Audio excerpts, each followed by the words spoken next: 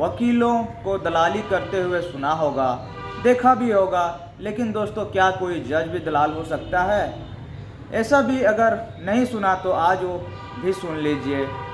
आई engineer Atul Subhash ने अपनी मौत में जिन 6 लोगों को जिम्मेदार ठहराया है, उनमें से एक केस की सुनवाई कर रही महिला जज भी थी और एक उस जज का पेशकार भी था।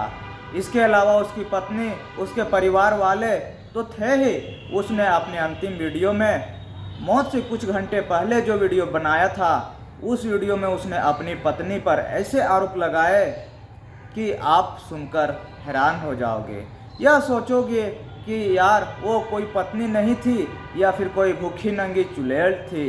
इसके अलावा उन्होंने जज के ऊपर जो इल्ज़ाम लगाए हैं, जो महिला जज थी ऐसा व्यवहार वो करती थी, उसके साथ कि आप सोचने पर मजबूर हो जाएंगे दोस्तों कि अगर कोर्ट में ऐसे जज बिठाए जाएंगे तो इंसाफ मांगने वाला मरेगा नहीं तो क्या होगा दोस्तों। आइए जानते हैं इस कहानी को, इंजीनियर सुभाष के मौत के पीछे की सच्चाई क्या है। दोस्तों कुछ नाजुक पहलुओं के बारे में इनको जानना और समझना बहुत ही ज़रूरी है।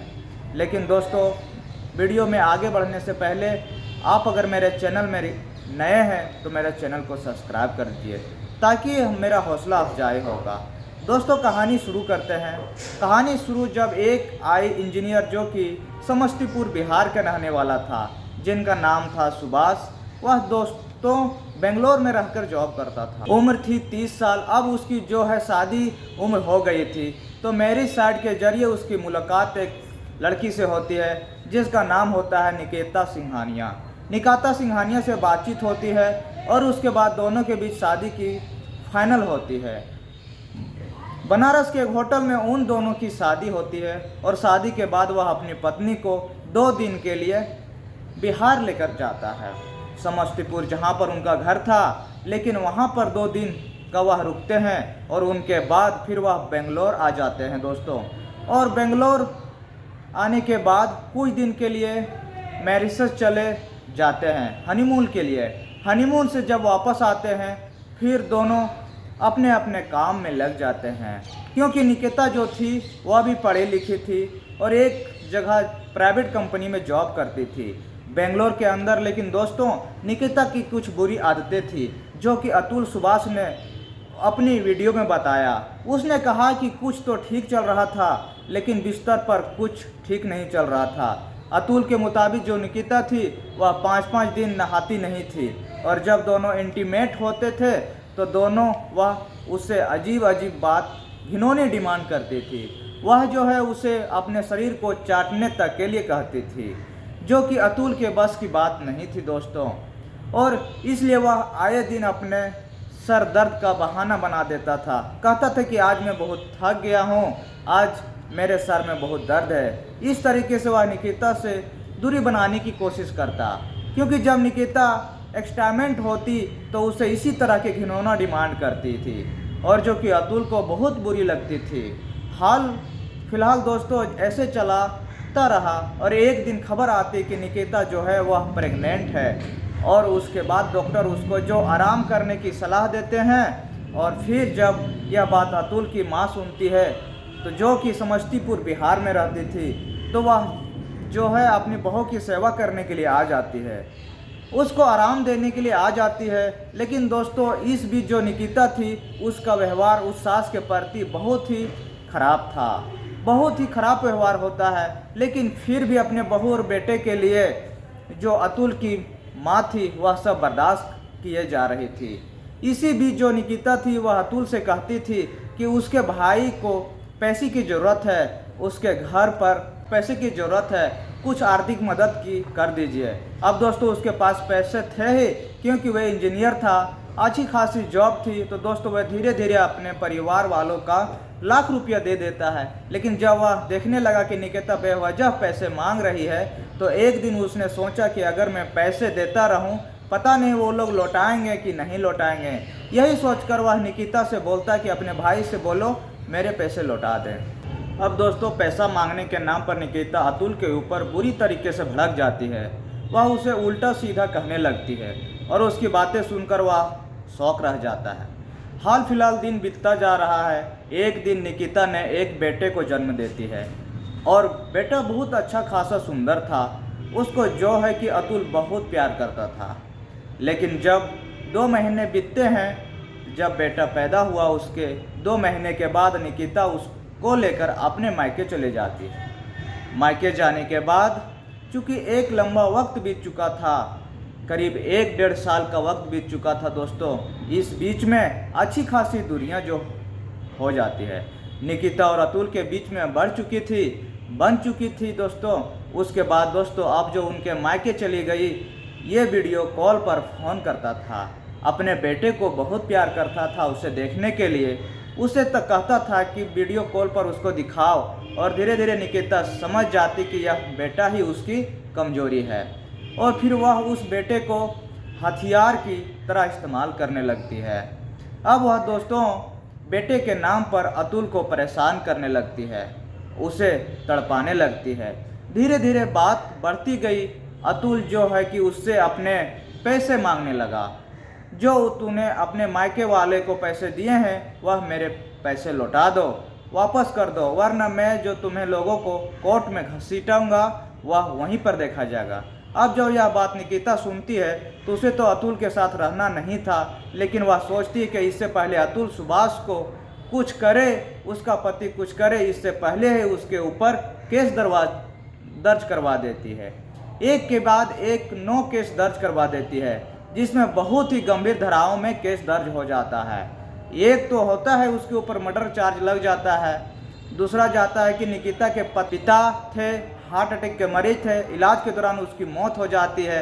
निकिता इल्जाम लगाती है कि मेरे पिता जो है मेरे पति के व्यवहार से परेशान होकर और काफ़ी टेंशन में आकर उन्हें दिल का दौरा पड़ गया और उनकी मौत हो गई, इसलिए इनका जिम्मेदार भी वही मान लेता पति। अब दोस्तों जो पुलिस जो है उनकी अब काम अपने तरीके से करती है, ना कि उसे जांच ना पड़ताल किया। उसने जो कहा वह उसके पहले भी उसके ऊपर इतने मुकदमे दर्ज करवाए गए कि अतुल जो है कि परेशान हो गया।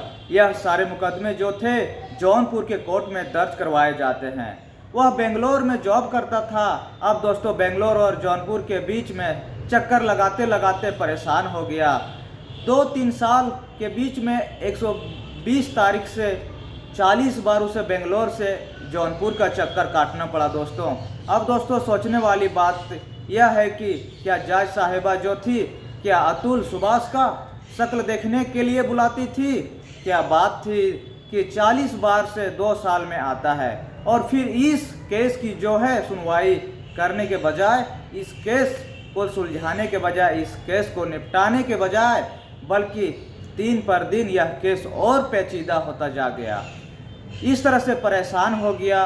वह अपने साथ से अपने पत्नी से कहता था कि अगर तुम लोग ऐसे मुझे परेशान करोगे तो मैं अपनी जान दे दूंगा।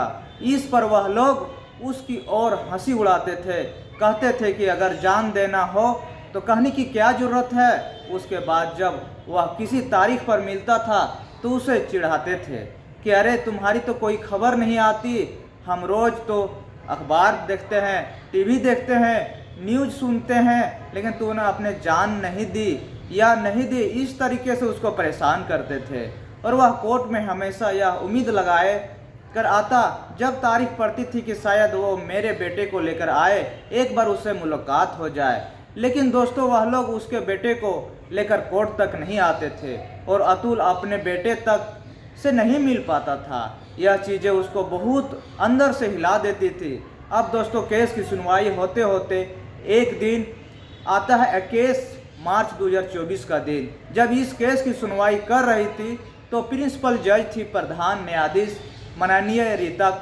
कौशिक। वह अपने चैम्बर में अपने पेशकार के द्वारा, जिसका नाम माधव होता है, उसके द्वारा वह अतुल सुभाष को बुलाती है अपनी कैबिन के अंदर, जहां पर पहले से ही वो निकिता सिंघानिया के साथ बैठी हुई थी, यानी कि अतुल के पत्नी के साथ बैठी हुई थी। जैसे कि वह आता है तो वह कहती है कि तुम इस केस का सेटलमेंट क्यों नहीं कर लेते हो? तो अतुल कहता है कि मैडम किस बात का सेटलमेंट करो? पहले आपने बोला कि 1 लाख हर महीने खर्चा दिया करो, उसके बाद आपने बोला कि 1 लाख महीने का खर्चा दिया करो, उसके बाद आपको बोला कि 80,000 महीने का खर्चा दिया करो। इस पत्नी और पैसे उस बेटे को वो भी देता हूँ, बेटे का शक्ल तक मुझे देखने को नहीं दिया जाता, बताओ और किस तरीके का सेटलमेंट करूँ। इस पर जो है जज रीता कौशिक वह मुस्कुराने लगती है। दोस्तों उसकी बेबसी पर उसको दया नहीं आ रहा था, उसको तरस नहीं आ रहा था, वह मुस्कुरा रही थी। वह कहती है कि सेटलमेंट कर लो और इस तरीके से तो कोर्ट का चक्कर काटते काटते तुम परेशान हो जाओगे। तो कहता है कि मैडम आपने जो है तलाक के बदले जो कहता है आपने 1 करोड़ का जो आपने बोला है कि इनको तलाक के बदले मैं दूंगा, वह मान लिया। यह जो 3 करोड़ की डिमांड कर रही है, बताओ कहाँ से दूं। तो इस पर जो जज साहिबा वह कहती है तुम्हारे पास करोड़ रुपये होंगे तभी तो मांग रही है। अब दोस्तों इसको दलाली नहीं कहोगे तो क्या कहोगे। वह जो 1 करोड़ रुपये देने के लिए तैयार था, उसके बाद निकिता 3 करोड़ की मांग करने लगती है। और उसके समर्थन में जो जज साहिबा कौशिक थी भी उतर आती है। वह कहती कि तुम्हारे पास होगा तभी तो मांग रही है। उसके बाद फिर वह अपनी व्यवस्था सुनाता है, कहता कि मैडम दहेज के झूठे केस के चक्कर में कितने पुरुष लोग अपनी जान दे देते हैं, आपको पता होगा। तो इस पर जो निकिता वह तपाक से कहती है कि लेकिन तुमने तो अपनी जान नहीं दी ना, अगर तुम अपनी जान दे दोगे तब हम मान सकते हैं। दोस्तों यहाँ के हाँ लोग भी भर देते हैं। अब इस पर जो जज साहिबा थी वह फिर हंसने लगती है, क्योंकि उसके साथ मिला हुआ था। उसके बाद जो वह कहता है ठीक है मैडम आप लोग जैसा भी कहें। अब दोस्तों उसके बाद जो है कि निकिता को बाहर भेज देती है और फिर उसके साथ लेन देन की बात करती है। इससे कहती कि देखो ऐसा है कि बहुत ऐसे झूठे केस लगा दिए जाते हैं, लोगों को परेशान किया जाता है, तो इससे बचने का रास्ता भी है। वो बोलता है मैडम क्या रास्ता है। तो कहता है कि अगर लाख रुपये दे दो तो फिर तुम्हारे केस को निपटारा हो सकता है। यानी वह 10 लाख रुपये उससे रिश्वत मांग रही थी। यह जो उससे अपने वीडियो में कहा है कि साफ तौर से बोला है कि इस तरीके से उसके सामने एक महिला जज के द्वारा उसके सामने यह मांग रखी गई है। दोस्तों इस केस से राहत पाए देने की दोस्तों भोचक वह हैरान रह जाता है। सोचता है कि बताओ इस न्याय के मंदिर में न्याय की देवी के सामने इस तरीके से बात की हो रही है या खुद इस तरीके की बात कर रही है, मैं कहाँ जाऊँ न्याय मांगने। और दोस्तों वहीं से अतुल सुभाष का दिल टूट जाता है, उसे किसी पर भरोसा नहीं रहता है। और उसके बाद फिर उसने जो 9 दिसंबर को किया उसने अपनी जान दे दी। उसी दिन से उसने सोचना शुरू कर दिया कि आखिर मुझे करना क्या है। अब दोस्तों जो केस लगाए गए थे, जो मुकदमा दायर किया गया था, वह ना सिर्फ अतुल के ऊपर था बल्कि अतुल के भाई के ऊपर, उसके माँ के ऊपर, उसके पिता के ऊपर भी था। जो औरत अपनी पत्नी सिर्फ 2 दिन के लिए बिहार जाती थी, अपने ससुराल में रहती थी, 2 दिन के अंदर उसके ससुराल और उसके देवर ने ऐसा क्या कर दिया उसके साथ। दोस्तों उसने उनको भी मामले में घसीट लिया। क्या यह सब कोर्ट नहीं देखता है। दोस्तों इन सब से इतना तंग आ गया कि 9 दिसंबर को उसने इस दुनिया को अलविदा कहकर जान दे दिया। दोस्तों लेकिन अलविदा कहने से पहले उसने जो वीडियो बनाई 1 घंटा का, जो अपना आखिरी नोट लिखा, दोस्तों उसमें ऐसी बात उसने लिखा कि जिससे सुनकर लोगों का कलेजा कांप गया। दोस्तों उसने कहा कि अगर मुझे न्याय नहीं मिला, अगर उन जिन्होंने मुझे तड़पाया है और जिनकी वजह से मैं इस दुनिया से जा रहा हूँ, अगर मुझे न्याय नहीं मिला, उसके खिलाफ कोई कार्रवाई नहीं हुई, तो मेरी अस्थियों को उसी कोर्ट के सामने जहाँ पर मेरे केस की सुनवाई हो रही थी, उसी के सामने जो गटर जाता है उसी में विसर्जित कर देना, ताकि मैं हमेशा सबको याद दिलाता रहूँगा कि एक इंसान के जीवन की क्या कीमत होती है। तो दोस्तों इस तरीके से अतुल सुभाष इस दुनिया को छोड़कर चला गया। लेकिन मेरा मानना है कि जितना दोषी वह पत्नी है उससे परिवार वाले हैं, उतना ही दोषी उसकी सास और जज साहिबा भी है। दोस्तों इस कहानी का सुनाने का उद्देश्य किसी का दिल में ठेस पहुंचाना या किसी को परेशान करने की बात नहीं है। दोस्तों अगर थोड़ा सा भी कहानी पसंद आए तो कमेंट करके ज़रूर बताइएगा। फिर मिलते हैं अगले वीडियो में, तब तक के लिए नमस्कार।